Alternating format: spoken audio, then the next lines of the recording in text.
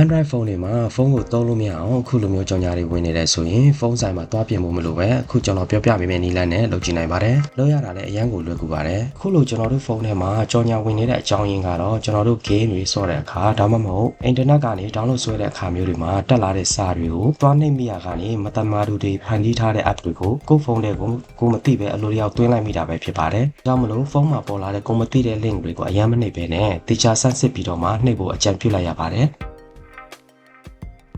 ကျွန်တော်တို့ဖုန်းရဲ့ setting တွေကိုဝင်လိုက်ပါကျွန်တော်တို့လုပ်နေတော့မှခုလိုမျိုးကြော်ညာတွေထပ်ဝင်လာခဲ့ရင် home button ကိုထပ်ခါနှိပ်ပြီးတော့ setting တွေကိုမရအောင်ဝင်ရပါမယ်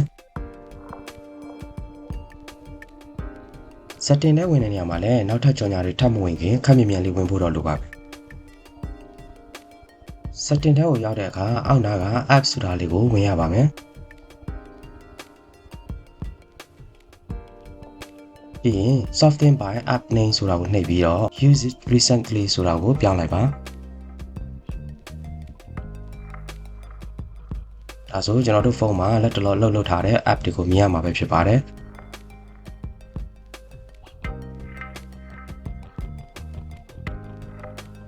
ဒီထဲမှာကျွန်တော်တို့ဖုန်းရဲ့ system app တွေမဟုတ်ပဲကျွန်တော်တို့အသုံးမပြုပဲဖွင့်ခဲ့တဲ့ app ကိုတွေ့လို့ရှိရင်အဲ့ဒီ app ကိုနှိပ်လိုက်ပါ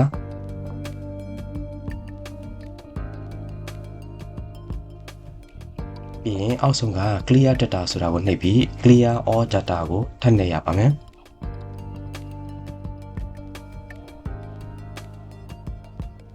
တွားရင် uninstall ကိုနှိပ်ပြီး uninstall လုပ်လိုက်ပါ